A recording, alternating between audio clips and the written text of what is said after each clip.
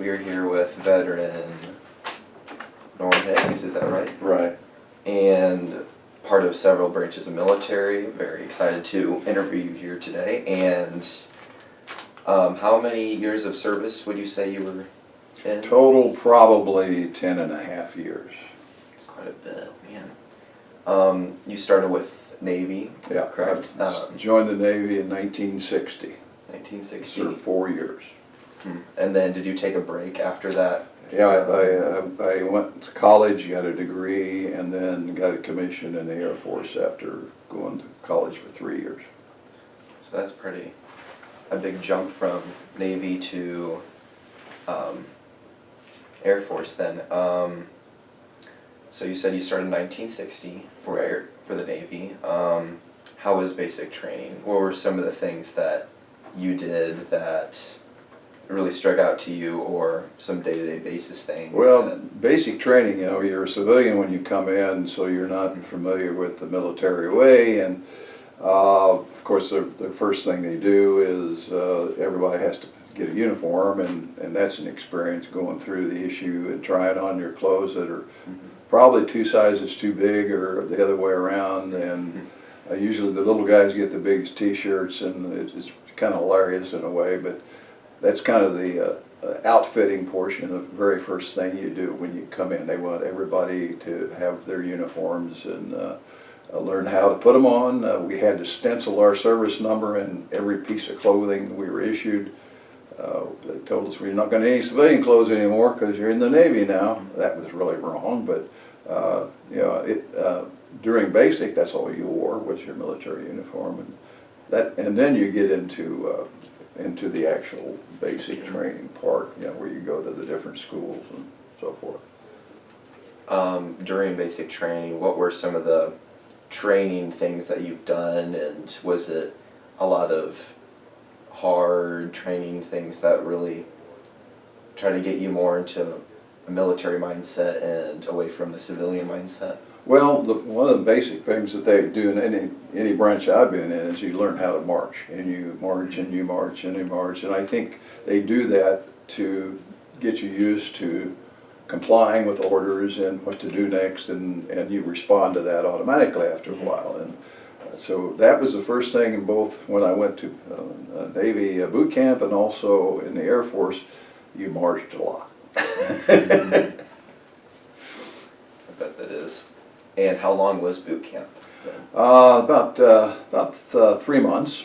3 months. A little less. Navy was a little less than OTS, and that was in San Diego, which was kind of nice.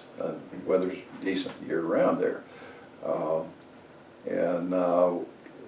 so we didn't have to contend with snow and ice like they do up in the Great Lakes, where the other Navy boot camp was. Oh, how were the conditions there other than weather? Was it pretty harsh being there? Was it tough? Oh yeah, well, when you're a civilian, you don't get out of bed at like 4:30, 5 o'clock in the morning by somebody beating on a trash can to wake you up. I mean, that was kind of, you know how it is. You're a young guy and you're kind of used to laying back and taking it easy. All of a sudden, you got to jump out of your bunk and go to attention and make sure your bunk is made, because they inspect it to make sure it's right. And the Navy had this neat little thing that they did where you had to wash your clothes with a brush on a cement table. And then you had a bucket to rinse them out in, and then you tied them on a line, but you didn't use clothespins, you used knots. The Navy likes knots. They teach you how to tie all kind of knots. I don't know whether they still do this or not, but back in the 1960s they did. And they would have inspectors come around and see if you did the knot correctly. If you didn't, they pulled it off of the line and threw it on the dirt, and then guess what? You get to start all over. It's just part of the thing to weed out people that cannot stand pressure. I think that's really what it's all about. And what was for basic training, what was one thing that everyone had to hit to be a part of the Navy? I don't know what another word would be called for this, like a mile time of this, or how many push-ups you can do in a minute, or how many pull-ups. We didn't really, back in the 60s, there was not the big emphasis on physical fitness. Now the Marines is a different story, but I wasn't in that. Uh, we were more into learning a trade, what our job was supposed to be. Uh, we did aptitude testing, and based on that, our initial assignment would be based on what our scores were. But other than the basic Navy stuff that, you know, you'll have to learn what the rules are in any organization, and so they taught you the Navy way of doing things, and we had what they call a Blue Jacket manual, and I still have it, which goes through all the stuff that a good sailor should know. I never used much of it because I ended up in the aviation branch, but you know, I learned how to tie a lot of knots and all the shipboard stuff. But I was only on a ship for 2 weeks out of the 4 years. Wow. And where were you stationed again? After boot camp in San Diego, they sent me to Memphis, Tennessee, which was one of their technical training centers, and I went through aviation electronics school and advanced training on weapon systems for one of the fighter bombers, or actually that wasn't a fighter bomber, it was just a bomber. The bombing system, which at that time included an analog computer. It was mechanical, it was not like, it wasn't like digital like we have today. Radar, optics, the whole system that allowed you to drop a bomb where you wanted to drop it. It's a lot more manual stuff than doing just electronically, as you would say. What were the conditions like in Memphis, Tennessee? Was it pretty office work? No, it was, the Navy is very good at training, and they train you exactly what you need to know and nothing else. There's no electives, and I was very impressed by it. You know, one of the reasons that I joined the Navy instead of going to college, I just wasn't ready. I knew I wasn't ready for college, and it was a good thing, good decision on my part, because when I actually did go to college, I was ready to learn and study and still party. Very intense training, and in fact, the second phase, we had about a 50% dropout rate because the guys just could not hack it. It was 8 hours a day classroom. And how long were you in Memphis, Tennessee for this time? A year. A year? Yeah. And from there, where were you stationed? My first real assignment was in Sanford, Florida, Naval Air Station. It's now an international airport.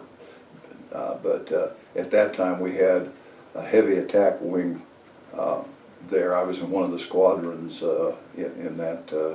The aircraft that we had at the time were called the A3D, which was a twin-engine bomber. And I was trained to maintain the computer, radar, and optic system for that plane. Was there only one, you said? Only one? Only one what? Oh, only one plane?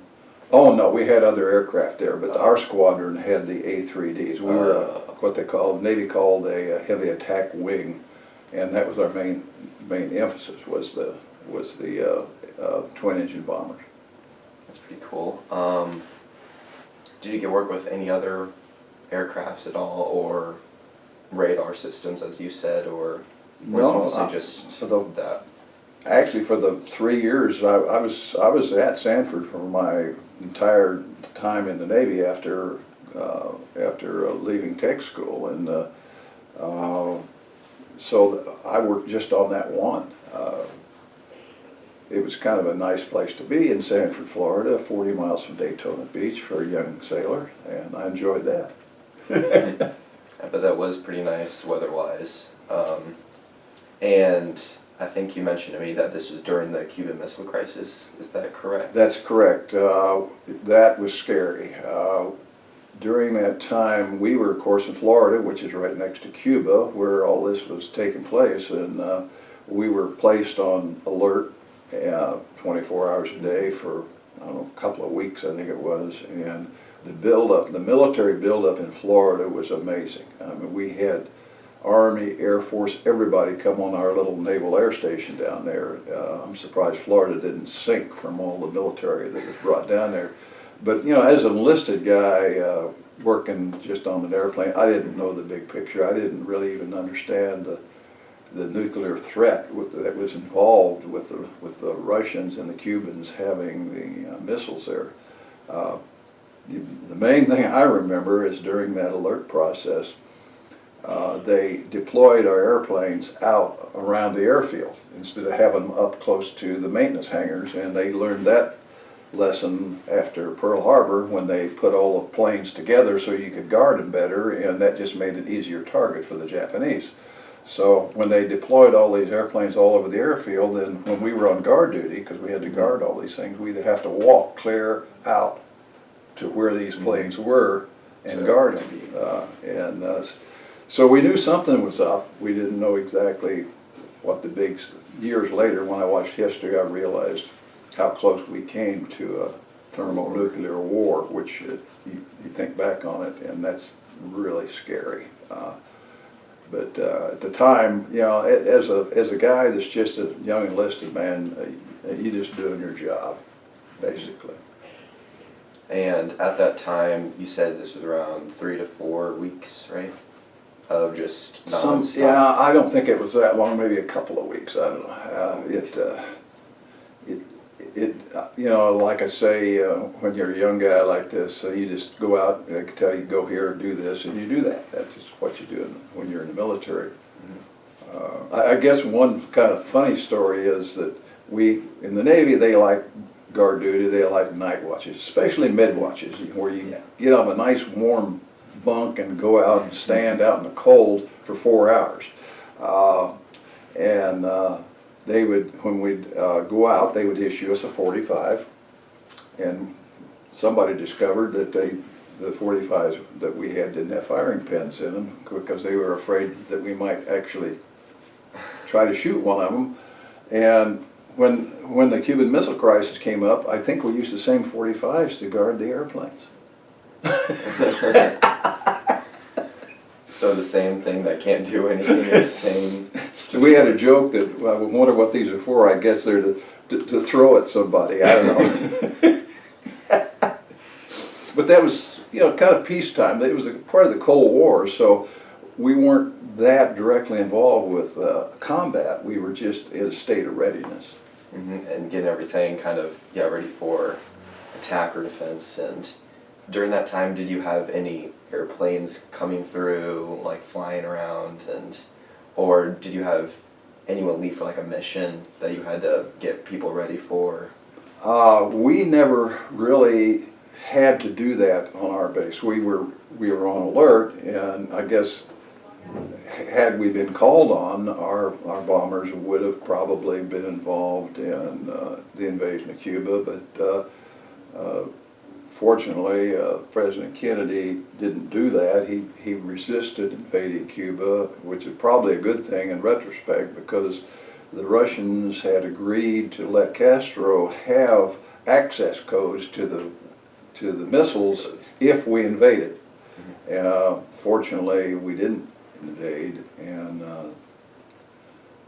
probably avoided a really, really terrible war. And you said after this you went to college for 3 years, is that correct? That's correct. After I got out of the Navy, I realized that I needed to go to college. Actually, I started college while I was in the Navy at Stetson University, which is in DeLand, Florida, about 40 miles away, just taking courses, you know, just one or two at a time, and kind of got my feet wet on college because I really never was much of a student, and I didn't enjoy studying like some people do. I just that wasn't my thing. But that was a good way for me to get involved in going to college, just taking a few courses at a time. And I didn't realize it, but all the training I got in the Navy, when I actually applied for entrance to a full-time college, counted for about a year's worth of my college education. I eventually applied to the University of Miami, and they gave me credit for my military training, which is one of the reasons I could finish in 3 years. I did not know that at all, and if that was a thing. How was the transition from being a part of the Navy to being in like a college setting? Was it um, a lot more laid back? Was it, how was, I wouldn't say making friends, but just being around people that are like not part of the military setting? Well, you know, that's an interesting question you ask because I had matured a lot in that 4 years. And the kids coming into college, I was a little older by 4 years than most of them. And the thing I noticed was that I was serious. I was there to learn as much as I could learn and study, and a lot of the students were there because Daddy paid for it. They didn't have anything better to do, and they didn't want to go to work. That was my impression anyway. And I guess, especially when University of Miami, that was during Vietnam build-up, really, the very first parts of it, and the draft was going big time. And a lot of the guys were in there just to stay out of the draft, as long as they were kept their grades up. But the main reason they were down there was to party. To have fun. And I remember some mornings I worked at a convenience store at night and worked great because I could do all my homework while I was at work, because at night there wasn't much going on. And some of my buddies had come in and buy a jug of wine, and they were having a big party, and I was studying. The next morning they were all hung over, and I was ready for the test. What did you study for being in college? My emphasis was in as a business major. I got a major in marketing, and that was my hope to go into to the business area. Did you get any job offers, or? I did. Once I got my degree, I looked at some job offers, but at that time, pay wasn't that great.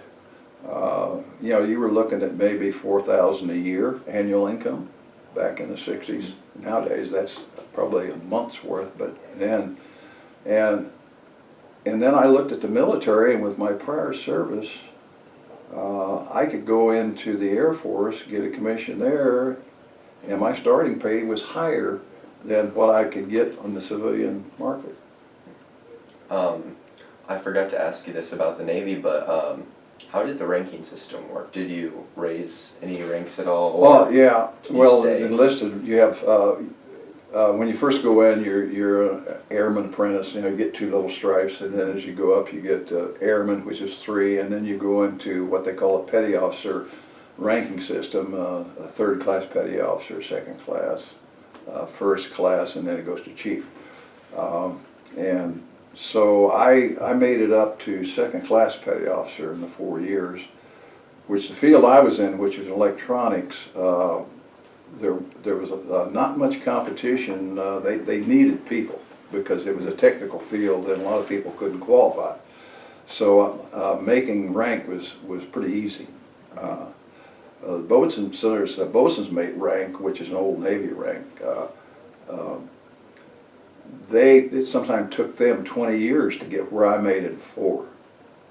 So back then, there wasn't near as many people that were doing it as now. The electronic, the technical fields was kind of a new thing. You know, the electronics, and that was kind of a new field back in the 50s or actually I guess 1960s when I started. And what year did you get deployed? Not deployed. What year did you start going into the Air Force, like boot camp?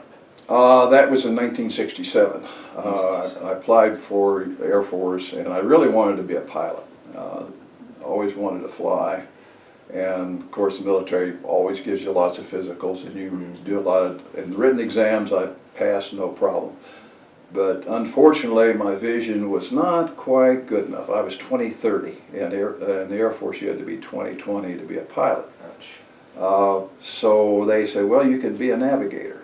And I said, no. I said, if I can't drive it, I think you just tell me where you want me to go. So I ended up being a supply officer. They assigned me, which kind of relates to business. You know, you manage inventory and that kind of thing. So. Did you get to, would you request stuff if you were on low on a supply? Did you have many things you had to keep track of at that time? Oh yeah, well, my first assignment out of OTS was as a squadron supply officer, again in Florida. I always lucked out on assignments. They sent me to Eglin Air Force Base, and that was a pretty nice assignment. And as a squadron supply officer, you were responsible for every piece of equipment that we used. You know, everything, from airplane parts right down to the blankets and the furniture and everything. Man. And before that, boot camp, how was it? Oh, how was the personal experience? OTS? Yes. Oh, okay. Well, again, you know, maturity helps a lot. And a lot of those guys coming in to OTS were just fresh out of college. I had 4 years enlisted before, so I kind of knew how things worked. And so a lot of the hazing, well, hazing's probably not the right word, pressure that they put on people just to make sure they can take it, didn't bother me. And I tried to tell some of these guys, hey, like, you know, they have barrack inspections. You had to get everything just right in your barracks. I said, they will always find something wrong. You know, do the best you can, but they're always going to find something wrong. That's part of the game. So for me, OTS was really not that difficult. I guess some of the guys just couldn't. We had one guy. His name was James Bond. I don't know the actor James Bond, but he was anything but a James Bond. But he had a master's degree in aeronautical engineering. But James could not march. He couldn't. He didn't know when to salute. He would go right instead of left and all that. And they washed him out of the program. I thought, what a waste. You know, here's a guy they ought to put in the office somewhere designing airplanes or at least reviewing plans. And because he can't march, they kick him out. How long was the boot camp? OTS. They don't call it boot camp. That's the Navy. In Air Force's Officers Training School. About 3 months. 3 months, just like the Navy. Which one was harder, other than you having experience with the Air Force? Which one was physically harder? They had in the Air Force. By the time I was in that, they had more emphasis in the military on physical fitness, and we had guys wash out because they could not meet the physical standards either. They had to be able to run, I forget what it was, I think it was a mile and a half in a certain length of time, and PT was a lot more than when I went through the Navy boot camp. And after that, where were you stationed? Like I say, my first station was in Eglin Air Force Base down in Florida. And that only lasted, unfortunately, it only lasted a year. It's very nice being there, but the military has a very long memory. And there's something that I didn't know they did, which was they had what they called an overseas return date. Well, I had never been overseas. I had 4 years in the Navy, had never been overseas, and then I'm sitting there and thinking, hey, there's guys who've been on base here for 5 years. I've got it made. This is nice. I'm in Florida, great. And I got orders before any of them did, because the Air Force went back and counted my Navy time and says, buddy, it's time for you to go overseas. So they sent me to Turkey. Turkey. And how was it there, weather-wise, especially? Turkey's not bad weather-wise, but we were actually stationed, it was a NATO detachment, and we were actually stationed on a Turkish Air Force base, which is not like an American Air Force base. They do not have PXs and all that stuff. It's all guys, military guys with airplanes and bombs and guns, and that's what's there. You don't have a community fitness center and all that stuff like you do on American bases. But you get to meet some interesting people. And we had a lot of contact with the Turkish pilots.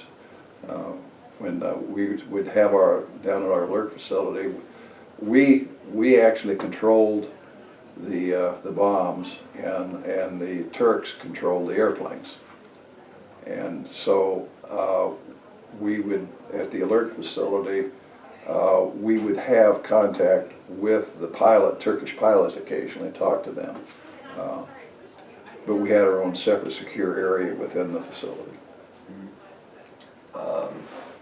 At this time, were there any missions that were, I don't know? No, that was during the Cold War, and fortunately, we never did actually have an alert, an actual alert. We did a lot of exercise alerts, and I guess the pressure was that you never knew whether it was actual or exercise until you decoded the message. And that was one of the things they did. They constantly ran those exercises to see how quickly you could respond. How long, how many times a day do you think you would have an alert, or was it? Random. It could be in the middle of the night. They like to do it in the middle of the night, and it was by radio transmission. It was a little unnerving because, you know, you actually were in the position of having to release those weapons, and so some guys couldn't take that pressure. Some people leave like as soon as they could, or they just kind of. We had one guy that started playing Russian roulette with his .38, and we relieved him of duty, and we never saw him again. So it's a lot of pressure. I bet it is. And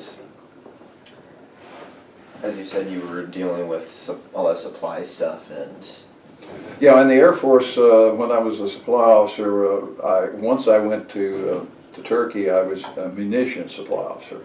So then, which, in addition to taking care of the furniture and all that, now I also am responsible for all the munitions that we have, including the bullets and the bombs and everything.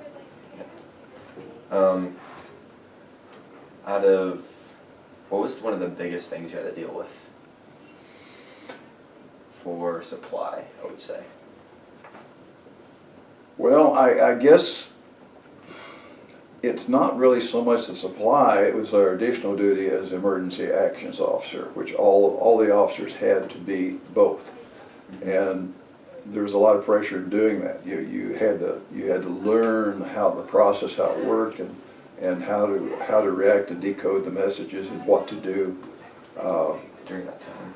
That was really more stressful than other than there was one incident that is kind of funny in a way. We had a surprise operational readiness inspections. They wouldn't notify you. They just drop in and say, okay, this is an actual alert. And the one that we were supposed to do was, if we were being overrun, we had to destroy all the bombs.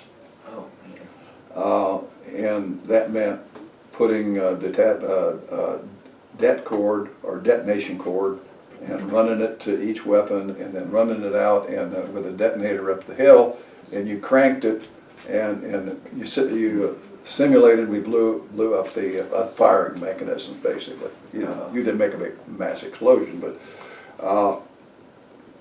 the problem was that our air police were down in the secure area, the munition storage area, all the time, day and night, guarding, and they had adopted this little dog that was actually a wild dog there in Turkey. There were a lot of wild dogs running all over the base, and they had this one dog that they had adopted, and this dog would run around inside the munition storage area all the time. Well, when we came back down from our exercise, and we had gotten everything done, and we'd gotten it destroyed in time, and the inspectors were all happy until they walked in, and there's the dog playing with the det cord. He got it all torn up and all over the place, so we flunked. And the colonel was not very happy that day, and he says, "You're going to have to do something about that dog." And I knew it was a real morale thing for those guys, it's for them to have something like that. So I says, "Okay, you're going to have to come up with a solution here. We flunked this thing because of this dog," and I didn't want to tell them to get rid of the dog. That would have been a real morale problem. So we have a checklist for everything in the Air Force, everything, yeah. And so they made a new checklist, and basically it was all the stuff that we normally would do, and then the last thing on there was tie up dog. And the colonel was happy with that, so. I bet that was fun to deal with and try to find the.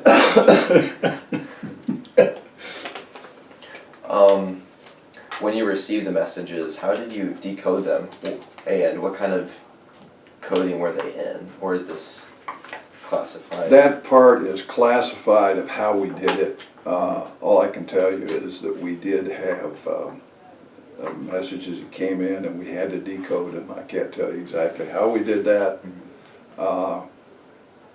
but it was that information was controlled by two-man control. No one person could have access to that information. And we had a safe that had 2 combination locks on it, and one team had one combination and the other had the other, and those 2 teams never were the same. The purpose for that is to ensure that no one person has access to that information. And so what we would have to do is decode our message and then unlock the safe and verify it. And that's when we would know whether it was exercise or actual. But up to that point, we would not know. So that was a lot of pressure involved and a lot of almost kind of scare sometimes. Well, you know, after a while, you do it so often that it becomes automatic, and that's one thing that the military does stress is repetitive training, so that when an actual thing happens, you just know what to do. You know, automatically you just know what to do. How many years were you in the Air Force? 6 years. 6 years. And how did things change? Did you get deployed anywhere else? Yeah. Yeah, after Turkey, they sent me to England, to RAF Wethersfield. That base was being phased out, so they sent me over to another NATO detachment at RAF Bruggen, which is right on the Dutch border. And I was there for about a year, and then they sent me to an American base in Germany at Bidberg Air Force Base. And I stayed there until they sent me back to MacDill Air Force Base. But all that time I was doing basically the same job. I was a munitions supply officer. How were the conditions there? Were they pretty similar in terms of weather-wise and sleep and what everything was? Housing, I should say, too. The operations were pretty similar. It didn't matter where we were. England, I was only there 3 months. I don't know why they sent me there. We knew that the base was closing, and I questioned that. They said, well, these are your orders, go. So I did. So I didn't really have a lot of experience in England. I loved being in Germany and being with the German people and realizing they're just like Americans. It really kind of piqued my interest in how the Germans could have did the things they did or done the things they did in the Second World War. And so I did a lot of reading, read Mein Kampf, another book called The Arms of Krupp, and just to get a feel for how something like that could happen, because I was so surprised that, you know, being a kid in the U.S. And how the Germans were portrayed in the movies and everything else, and getting over there and finding, hey, they're just like us. Mm-hmm. Yeah. Like in World War I, where that one. Oh, in World War II was what I was familiar with, but they great people. But it's a learning experience, because you know, if you live in America all your life, you think America's the greatest thing in the world, and we're the smartest people, and we do everything the best. And you get over in Europe and you find out they've got good ideas too. I guess one example that impressed me was how they handled their electrical system, their power grid. They were much less wasteful than we are. I won't go into the technical part of it, but basically they could, the average household over there used a lot less electricity than we do in this country. And how were, during this time, how was language? How were you able to communicate with others? Well, you know, as Americans, we're pretty fortunate because most people, or in most countries, there are people that speak English. I did learn some German. There's some funny stories about that because, you know, you try to speak the language and it doesn't always come out the way you think it's going to. But, and I kind of enjoyed that because my heritage is German. So it's kind of like going back to my ancestors and what they did. In Turkey, you learn a few Turkish words. Of course, in England, English really don't speak English. You know, the river Thames is Thames. Now, I don't know how they get Thames out of Thames. I call it the river Thames, but if you do that over there, just little stuff like that. But it's interesting, really, meeting different cultures. It really opens your eyes and expands your acceptance of people because, you know, people in different countries have different cultures, and you need to deal with that. I guess going back to my time in Turkey, we had an incident when I was on duty. We had 2 guards on every airplane.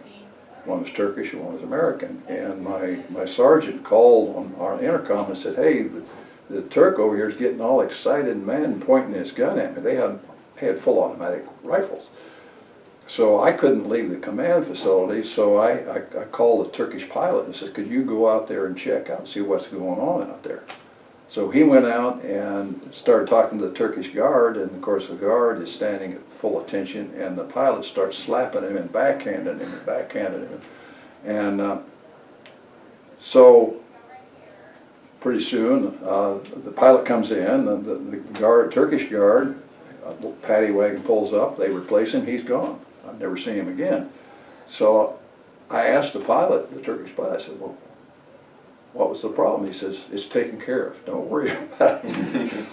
So I called my sergeant that was on duty out there by the plane and said, "Hey, what in the world happened?" He says, "Sir," he said, "I really don't know." He says, "I'm from Georgia, and I was trying to talk to him and explain to him that in Georgia we have peaches." And I said, "Sergeant, don't use the word peach while you're in Turkey. That's calling somebody a homosexual." Oh my gosh. It's sheftali. The word for peach in Turkish is sheftali. Remember that. Well, now you can do a lot of things with peach. Yeah. People would think, I don't even want to go into that then. But that just shows you how you can miscommunicate in a different language. And some words in this language are the same and are different in others. That's right. And Yeah. they're all like mixed up, and you don't even know what you are speaking. Right. You have to be careful. That's what I'm scared of when I was trying to speak Spanish. Because, gosh, there's some things that I don't even know. During from the start of your service to the end, how would you say you've changed over that time? Well, that would be in phases, really. I guess the 4 years I spent in the Navy, I got a lot of good training, and I matured a lot, and I think it probably set the foundation, really, for the rest of my life. Going in the Navy, I was just a young kid, 19, right out of high school, and really didn't know what I wanted to do with my life. And so that 4 years in the Navy really is probably the best decision I ever made. And it ultimately, of course, helped me out in the Air Force.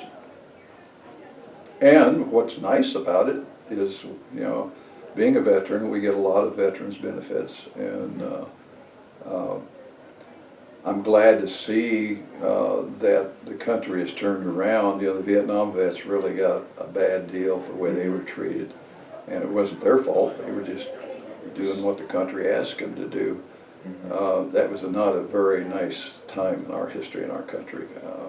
I understand that people have different opinions about the Vietnam War, but it wasn't the vets' fault. And they can't be blamed for it because they did what they had to do. Yeah. for a personal question for you, what can us as citizens do for those who have for families who have family members in the military? I guess basically what you're doing, I think that probably since 9/11, people in this country became aware of what our military faces, what we have to do with the Iraq War. You know, back when I was going through, we didn't have the internet, we didn't have a lot of 24-hour news media, so people didn't really know what all the military did and what we're involved in. And I think that as a country now we're really doing a pretty good job with our veterans and our families. There are organizations that support families if you want to get involved in them. There's all kinds of veterans organizations, the DAV for disabled vets. There's a lot of your social organizations, your clubs that also have veteran support. So actually, I think we're doing pretty well in that area. Oh, and what did your family think of you going to the military? Were they excited? Oh, well, you know, it's a typical mom and dad thing. Mom was worried, and Dad said, that's fine, you know, if that's what you want to do. I think Mom was really, really worried during the Cuban Missile Crisis. Probably knew more about what was going on than I did, as far as